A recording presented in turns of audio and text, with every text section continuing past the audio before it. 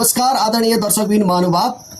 YouTube, TikTok, Facebook लगायत विभिन्न सञ्चार माध्यमबाट मलाई हेरिरहनु भएका मेरो सम्पूर्ण शुभचिन्तक साथीहरुमा मेरो तर्फबाट हार्दिक नमस्कार। आजको विषय चाहिँ हाम्रो संसद भवनको सांसदहरु मध्येमा धेरै जानकार अर्काको गल्ती त यस्तो कि त्यो ढाडमा कमिला हिँडे पनि देख्नी, यति साग खानुहुन्छ रे उहाँले, यति साग खानुहुन्छ रे, सानो घिउ कमिला पनि 4 किलोमिटर परबाट देख्नुहुन्छ रे, गल्तीको घिउ कमिला अरूको ढाडमा। अझ विशेष गरी रासोपा लगायत रासोपाको कुनै पनि सांसद त्यो माथि झन् रवि लामिछाने, उहाँहरुको विषयमा त उहाँलाई यति ज्ञान छ कि रवि लामिछाने कहिले जन्मिनु भयो, रासोपाको 21 वटा सांसद कहिले जन्मिनु भयो, नारायण कति भयो, भास्ने कति भयो, बीए कतिवटा भयो, कसको सहानी कतिवटा छ, कसले कुन मेन पावर चलाएर बस्छ, कुन मेन पावरबाट मान्छे विदेश पठाउँछ, कसले के व्यवसाय गर्छ, को नेपाली नागरिक हो, को विदेशी एनआरएन हो, रासोपाको विषयमा उहाँलाई जति त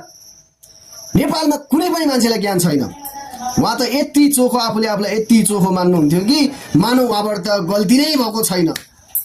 त्यो 48-49 सालतिर खोइ के जाति भएको थियो पनि उहाँले गरेकै होइन, उहाँलाई अदालतले चोखो बनाइदिएको।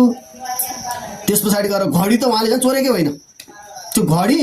झुकिएर भैँमा ट्लाक्क झरेको थियो र विदेशी रोलेक्स घडी त फ्लाट फुटबल उफ्रे जस्तो, मेस्सीले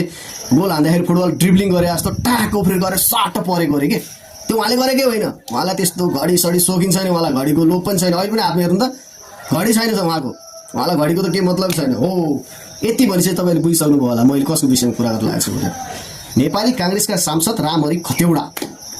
आफूलाई अब्बल नेता, अब्बल सांसद, एकदम बुद्धिजीवी बौद्धिक सांसद सोच्ने रामहरि खतेवडाको विषयमा कुरा गर्दैछु।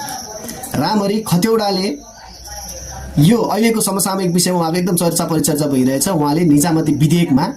चाहिँ चलखेल गर्नुभएछ, जालझेल गर्नुभएछ, संसदीय मर्यादाभन्दा बाहिर गएर चाहिँ उहाँले आफ्नो एकाधिकार सेकेन्ड ओली बन्न खोज्नु भएछ। सायद ओली